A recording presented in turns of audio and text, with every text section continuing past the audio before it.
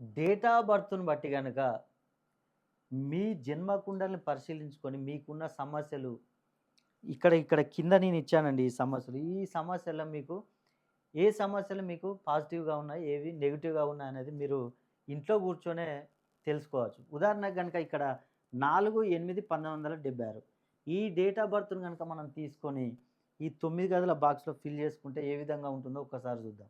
ఇక్కడ మనకు డేట్ వచ్చేసి 4 1, 2, 3, 4 4 వేసినట్లయితే ఇక్కడ ఆరోగ్యం 4 అంటే ఆరోగ్య విషయంలో సమస్యలనేటివి తక్కువగా ఉంటాయి.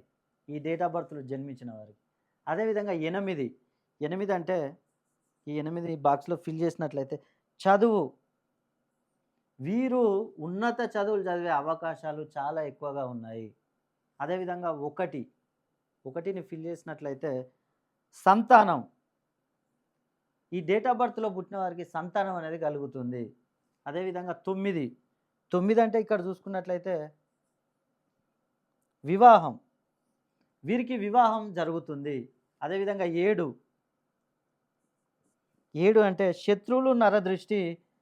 శత్రువులు తక్కువగా ఉండే అవకాశాలున్నాయి. వీరిపై నరదృష్టి కూడా తక్కువగా ఉంటుంది. అదేవిధంగా 6, 6 అంటే డబ్బు సంపాదన కూడా వీరికి ఎక్కువగానే ఉంటుంది. ఇక్కడ మనం ఫిల్ అయినవి చూసుకుంటే 1, 4, 6, 7, 8, 9 అంటే ఇవి మనకు పాజిటివ్‌గా ఉండేవి. నెగెటివ్‌గా ఉండేవి చూసుకుంటే 2, 2 అంటే రుణ బాధలు. వీరికి రుణ బాధలు అనేటివి ఎక్కువగా ఉండే అవకాశాలు ఉన్నాయి. ఈ డేట్ ఆఫ్ బర్త్‌లో పుట్టిన వారికి. వాళ్ళు ఏ వ్యాపారమైనా చేయనియండి. అదేవిధంగా 3, 3 అంటే రిలేషన్‌షిప్‌లో వీరందరితో కలిసిమెలిసి ఉండాలని అందరితో బాగా ఉంటారు. కానీ ఎదుటి వాళ్ళు వీరిని ఎప్పటికీ శత్రువులుగానే భావిస్తూ ఉంటారు. అదేవిధంగా 5, 5 అంటే వ్యాపారం. వీరు ఏ వ్యాపారమైనా చేయనియండి. వ్యాపారంలో నష్టాలు, నష్టాలు, నష్టాలు. మీరు కూడా మీ డేట్ ఆఫ్ బర్త్‌ని చార్ట్‌లో వేసుకొని చూసి మీ సమస్యలను చూసుకున్నట్లయితే మీకున్న సమస్యల్లో మొత్తం డేట్ ఆఫ్ బర్త్‌నే కాకుండా మొత్తం సమస్యలన్నీ మీ పేరులో వాల్యూస్‌ని కూడా వేసుకొని మెర్జ్ చేసుకొని చూసినట్లయితే మీకున్న మొత్తం సమస్యలు తెలుస్తాయి. కాబట్టి ఒక్కసారి మీ డేట్ ఆఫ్ బర్త్‌ని మరి అదేవిధంగా మీ పేరును నాకు పంపించండి.